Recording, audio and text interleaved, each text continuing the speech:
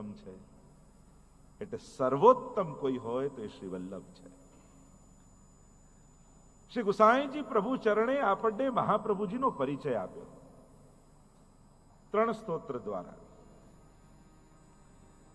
સર્વોત્તમ સ્તોત્ર, વલ્લભાષ્ટક અને સપ્તશ્લોકી.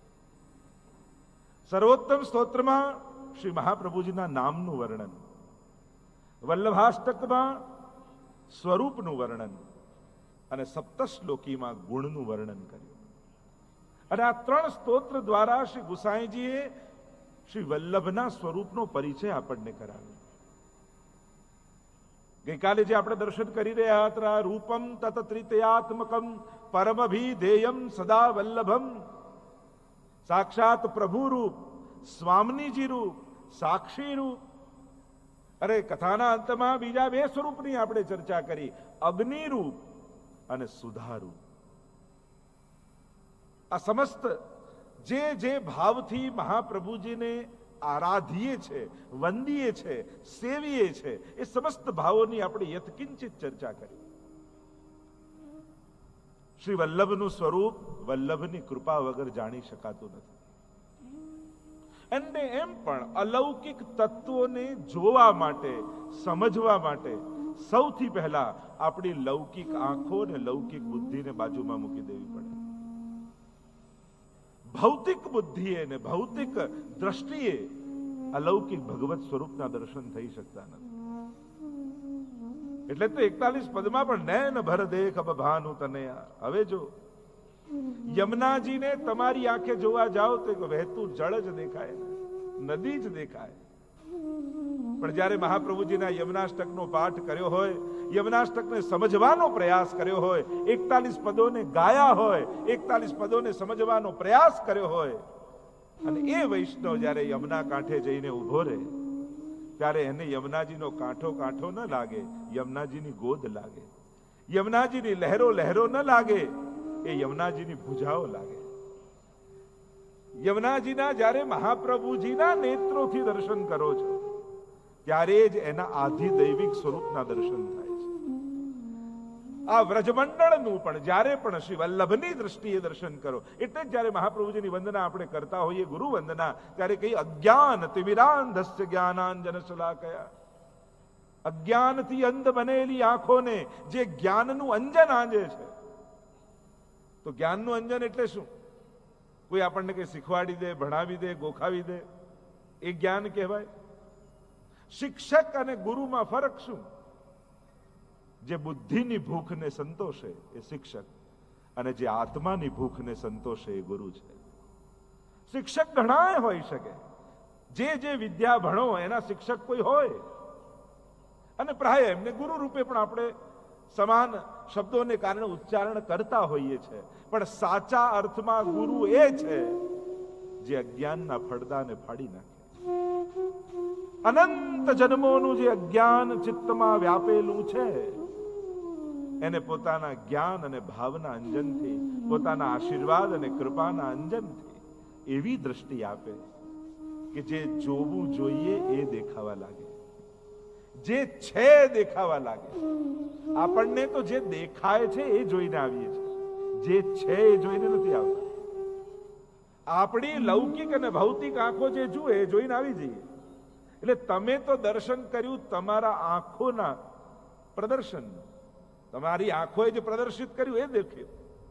મૂળ રૂપે જે સ્વરૂપે બિરાજે છે એ સ્વરૂપના દર્શન ન થયા ત્યાં સુધી ઝાંખી થઈ પણ દર્શન થયા ન કહેવાય. અને એટલા માટે શ્રી ગુસાઈજી પ્રભુ ચરણ, મહાપ્રભુજીને સમજવા માટે આપણી બુદ્ધિ, આપણી વાણી કામ ન લાગે.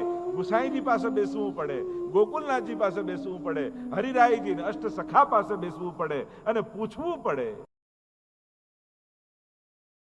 श्री वल्लभ कौन है? दमलाजी के पास जाकर बैठना पड़े. અને એ જ્યારે આપણને પદ્મનાભદાસજી પાસે જઈને બેસવું પડે. અને આવા અલૌકિક મહાપુરુષોનો, એટલે કે કહેવાનો મારો અર્થ, જે ગ્રંથ લઈને આપણે બેઠા હોઈએ એ ગ્રંથના રચયિતાના ભાવના લેવલ પર ન આવીએ ત્યાં સુધી એ ગ્રંથને પૂરો ન્યાય ન આપી શકાય. એ કયા સ્તર ઉપર બેસીને ગાઈ રહ્યા છે હરિરાયજી, એમના ભાવની કક્ષા શું છે? એમના મુખે જ્યારે વલ્લભ શબ્દ નીકળે છે ત્યારે આંખોમાંથી કેટલા અશ્રુ વહે. એમના મુખમાંથી જ્યારે વલ્લભ શબ્દ નીકળે છે ત્યારે એમના રૂવાડે રૂવાડે કેવો રોમાંચ થાય છે એ આપણને અનુભવાતો નથી. આપણા મુખમાંથી નીકળેલું વલ્લભ અને શ્રી હરિરાયજીના મુખમાંથી નીકળેલા વલ્લભમાં તો ફરક છે. અને એટલે જ જ્યારે પણ અલૌકિક તત્વોને સમજવાનો પ્રયાસ કરવો હોય ત્યારે અલૌકિક મહાપુરુષોના આશ્રય અને એમની વાણી થકી જ દર્શન કરાય. કારણ કે આપણે આકારની ચર્ચા કરી શકીએ, સ્વરૂપનું દર્શન તો એ મહાપુરુષ જ કરાવી શકે. તો સર્વોત્તમ સ્તોત્રમાં નામ, કારણ કે જ્યારે ગુસાઈજી અલ્પાયુના છે, મહાપ્રભુજી લીલામાં પધારી ગયા છે અને હૃદયમાં એવો તાપ થયો ગુસાઈજીને, શ્રી મહાપ્રભુજીના આ અલૌકિક સ્વરૂપને કેમ જાણી શકે? આવ્યા માતૃચરણ પાસે. જગત ગુરુ શ્રી વલ્લભના સ્વરૂપને કેમ જાણી શકાય? પિતા રૂપે તો જોયા છે, પણ એ કેવલ દેહના પિતા માત્ર નથી. ત્યારે કહ્યું દમલાજી પાસે જાઓ. દમલાજી પાસે આવીને ગુસાઈજી પૂછે છે અને દમલાજીએ કહ્યું, કારણ કે વાર્તા પ્રસંગમાં તો જ્યારે એવો પ્રસંગ આવે છે કે અડધી ગાદી દાબીને દમલાજી બિરાજતા અને ત્યારે મહાપ્રભુજી આવીને પ્રશ્ન કર્યો કે દમલા तो गुसाई जी को कहा करके जाने हैं, શું કરીને જાણે છે? કે આપના પુત્ર. ત્યારે મહાપ્રભુ जी કહ્યું મેરો પુત્ર નહીં, મેરો ही સ્વરૂપ है ऐसे जाने, એ મારું જ રૂપ છે. અને ત્યારથી દંડવત કરીને નીચે બેસતા. જ્યારે પ્રશ્ન કર્યો શ્રી વલ્લભના સ્વરૂપને કેમ જાણું, ગુસાઈજીને દમલાજીએ કહ્યું શ્રી વલ્લભ તો આપના હૃદયમાં બિરાજમાન છે, આપે તો કેવલ સ્મરણ કરવાનું. અને શ્રી ગુસાઈજી પ્રભુ ચરણને એવો વિપ્રયોગ પ્રગટ થયો શ્રી વલ્લભના દર્શનનો કે વિપ્રયોગ ધર્મી સ્વરૂપ ચિત્તમાં એ અવસ્થા પહોંચી ગઈ. અને જ્યારે એ અવસ્થા આવે ત્યારે એક જ ક્ષણે સર્વ લીલાઓના દર્શન થવાના. એવો તાપ ગુસાઈજીના હૃદયમાં પ્રગટ થયો. કારણ કે સ્વરૂપોની ઘણી ચર્ચા, વિપ્રયોગ ધર્મ સ્વરૂપ, વિપ્રયોગ ધર્મી સ્વરૂપ, સંયોગ ધર્મ સ્વરૂપ, સંયોગ ધર્મી સ્વરૂપ.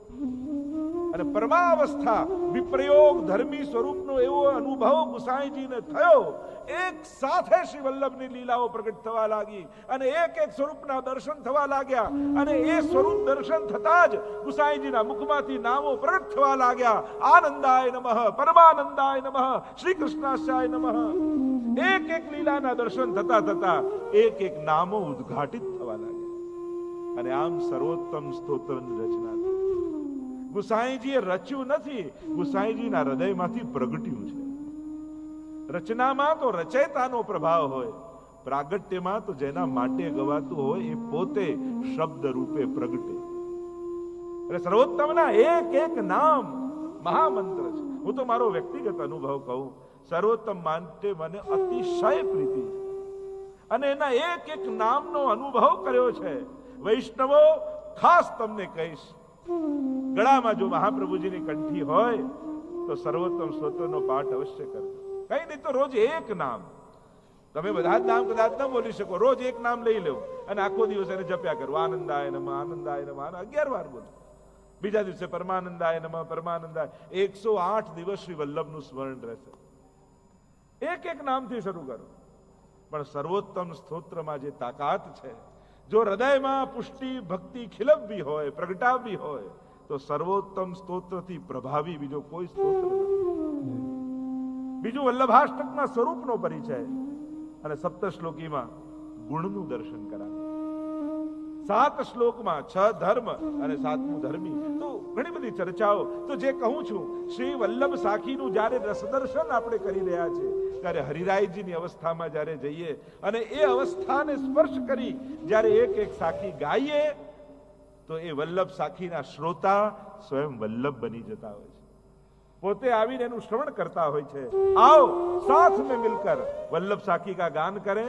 કાલે 1 થી 10 સાખી આપણે ગાઈ હતી, આજે 11 થી 20 સાખીનું દર્શન આપણે સાથે મળીને ગાન કરીશું અને પછી રસ દર્શન કરીશું. શ્રી વલ્લભાધીશ કી જય.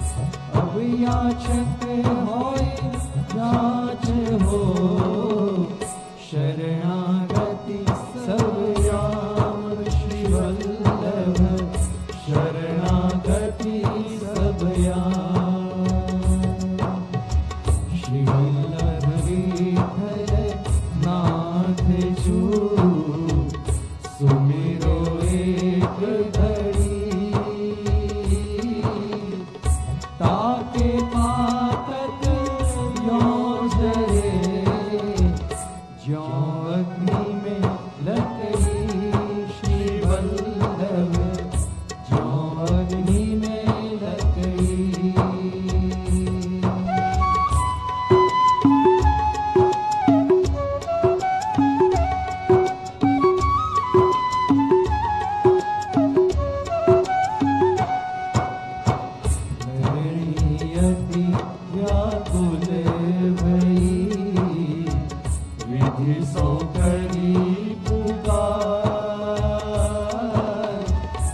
श्री वल्लभ अवतार ले, तार्यो सब संसार श्री वल्लभ, तार्यो सब संसार। श्री वल्लभ राजकुमार बिनु, मिथ्या सब संसार। क्षणिका गद की नाव पर, कहो को उतरो पार श्री वल्लभ, कहो को उतरो पार।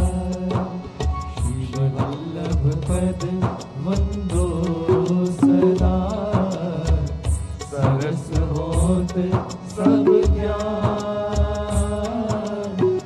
रसिक रटत आनंद सो, करत सुधा रस पान श्री वल्लभ, करत सुधा रस पान। श्री वल्लभाधीश श्री जय। श्री वल्लभ पद वंदो सदा, सरस होत सब ज्ञान। रसिक रटत आनंद सो, करत सुधा रस पान। કાલે આ પ્રથમ સાખીનું આપણે દર્શન કરી રહ્યા હતા અને આ પ્રથમ સાખી માનો ચાવી રૂપ છે, માનો મંગલાચરણ રૂપ છે અને 100 સાખીઓનો સાર જાણે આ પ્રથમ સાખીમાં સમાયેલો હોય એની ચર્ચા આપણે કરી. ચરણારવિંદના વંદનથી લઈ છેક મુખારવિંદની સુધા સુધીની યાત્રા શ્રી હરિરાયજી એક જ સાખીમાં સમજાવી દીધી. વંદન ચરણને કર્યા અને પ્રાપ્તિ અધરામૃતની કરી. કરત સુધા રસપાન. ચર્ચાઓ ઘણી છે. ભગવત સુધારૂપ શ્રી વલ્લભ અને અગ્નિરૂપ શ્રી વલ્લભ બંને સ્વરૂપની આપણે ચર્ચા કરી હતી. અને જ્યારે વિરહાગ્નિ રૂપ શ્રી વલ્લભ હૃદયમાં વિરાજમાન થાય છે અને એ જ યાત્રાની શરૂઆત છે અને વિરામ ભગવત સુધા સુધીનો છે. કૃષ્ણાધરામૃતા સ્વાદ સિદ્ધિ રત્ર ન સંશય. સર્વોત્તમ સ્તોત્રનું જે ફલ કહેવામાં આવ્યું, રાસમાં ગોપીઓને જે પરમ ધરામૃતની પ્રાપ્તિ થઈ, એ પ્રાપ્તિ શ્રી વલ્લભ રૂપે જીવને થઈ છે. સ્વયં એ અધર સુધા રૂપ જ શ્રી વલ્લભ છે. વલ્લભથી શું મળશે એ વિચારીને ન જાઓ. વલ્લભ મળ્યા એ જ પરમ ફલ છે. પ્રભુ મળ્યા એ ફલ છે. પ્રભુથી શું મળશે એનો વિચાર એ મર્યાદા માર્ગી વિચાર છે. યમનાષ્ટક કરીને શું મળશે આમ વિચારશો તો યમનાષ્ટકને તમે સાધન બનાવી દેશો. પણ વિચાર પુષ્ટિ જીવનો એ હોય કે આજે યમુનાજીની કેવી કૃપા થઈ, આજે 9 યમનાષ્ટક હું કરી શક્યો, તો એ જ યમનાષ્ટક ફલ બની જશે. ફલ ફલિત હોય ફલરૂપ જાણે. 41 પદમાં કહ્યું ફલ ફલિત ક્યારે થાય? જ્યારે તમે એને ફલરૂપ માનો. શ્રી વલ્લભ જ આ પુષ્ટિ માર્ગનું પરમ ફલ છે. પ્રભુની સેવા કરીને પણ પ્રભુ ક્યારેક પ્રસન્ન થઈને એમ કહે ને કે માંગ, તું માંગીશ એ આપીશ. ત્યારે એટલું જ કહેજો, વલ્લભના ચરણોમાં અનન્ય અનુરાગ આપો પ્રભુ. જે દિવસે આટલું માંગી લીધું ને એ દિવસે ઠાકોરજી તમારા થઈ જશે, તમારે વશ થઈ જશે. કારણ કે પ્રભુને જે અતિ પ્રિય છે એ જો તમારો થઈ ગયો તો પ્રભુ તો એની પાછળ પાછળ એમને આવી જવાના. સહજમાં પ્રભુની પ્રાપ્તિ થશે જેના હૃદયમાં. બેરમભાઈ કહે છે ને કે જેમ માદા વણ તેડ્યું આવે, સારસ પક્ષી હોય ને એ જોડામાં જ રહે. એ નર ઉડતું ઉડતું જે આવી જાય, યા માદા ઉડતી ઉડતી જાય ત્યાં નર આપમેળે આવી જ જવાનું છે. એમ જ વલ્લભ જેના હૃદયમાં પધાર્યા, ઠાકોરજી તો એને શોધતા શોધતા એની પાસે આવી જ જવાના છે. કારણ કે ઠાકોરજી શ્રી વલ્લભથી અળગા નથી રહી શકતા. કરત સુધા રસ પાન. અને આ સુધા એક એક વલ્લભ સાખીમાં સુધાના બિંદુઓ સમાયેલા છે. અને એટલા માટે બીજી સાખી ગાન કરતા શ્રી હરિરાયજી બોલ્યા, और कछु जान्यो नहीं बिना श्री वल्लभ के, कर के छाड़े नहीं, जिनकी ऐसी टेक श्री वल्लभ, जिनकी ऐसी सब गाएं।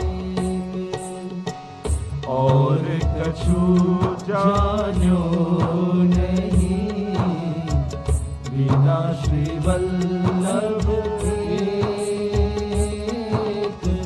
कर कही के छाड़े नहीं, जिनकी ऐसी टेक श्री वल्लभ, जिनकी ऐसी टेक।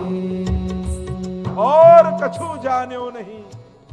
શ્રી હરિરાયજીને કોઈ પૂછે કે આપે કેટલા વેદ ભણ્યા, કેટલા શાસ્ત્રો ભણ્યા, કેટલા ગ્રંથો વાંચ્યા, પણ જ્યારે વલ્લભમાં પ્રીતિ થઈ ત્યારે સમજાયું ઓર કછું જાણ્યો નહીં।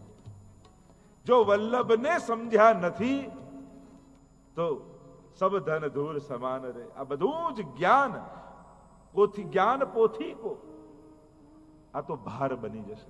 જીવા પેલું પ્રસંગમાં કહેતા ને કે એક બહુ મોટો વિદ્વાન ક્યાંક ફરવા માટે ગયા અને સુંદર દરિયા કાંઠે આવ્યા અને જોયું કે સુંદર દરિયો છે, તો કે લાવ નાવ લઈને જઈએ દરિયામાં।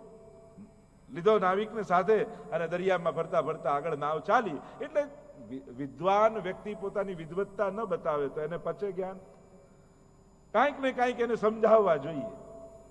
એટલે પેલાને નાવિક જોડે વાત કરતા કરતા, બીજું તો કોઈ હતું નહીં, એટલે એની જોડે વાત કરે કે તને અહીંયાનો ભૂગોળ વિશે ખબર છે? તું આ બધું ચલાવે છે, દરિયો કેટલો મોટો, કોને મળે, ક્યાંને મળે? પેલો કે મને કાંઈ ભૂગોળ ખબર નથી।